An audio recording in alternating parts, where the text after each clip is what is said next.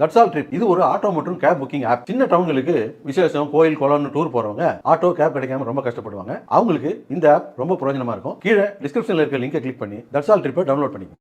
தமிழக சட்டமன்ற தேர்தலுக்கான காங்கிரஸ் வேட்பாளர்களை முடிவு செய்வது குறித்து ஆலோசிப்பதற்கு அக்கட்சியின் மத்திய தேர்தல் குழு கூட்டம் நாளை டெல்லியில் நடைபெற உள்ளது.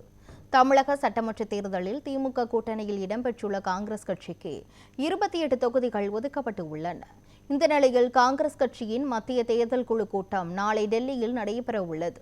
அகில இந்திய காங்கிரஸ் தலைவர் மல்லிகார்ஜுன கார்கே மற்றும் மக்களவை எதிர்க்கட்சித் தலைவர் ராகுல் காந்தி ஆகியோர் தலைமையில் நடைபெறும் இந்த கூட்டத்தில் தமிழகத்திற்கான வேட்பாளர் பட்டியலை இறுதி செய்வது குறித்து முக்கிய ஆலோசனை மேற்கொள்ளப்பட உள்ளது.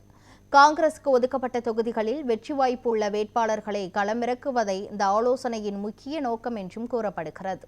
இந்த உயர்மட்ட கூட்டத்தில் அகில இந்திய காங்கிரஸ் பொதுச் செயலாளர் கே.சி. வேணுகோபால், தமிழக காங்கிரஸ் தேர்தல் பொறுப்பாளர் கிரிஷ் சோடங்கர் மற்றும் தமிழக காங்கிரஸ் தலைவர் கே. செல்வ பெருந்தகை ஆகியோர் பங்கேற்கின்றனர்.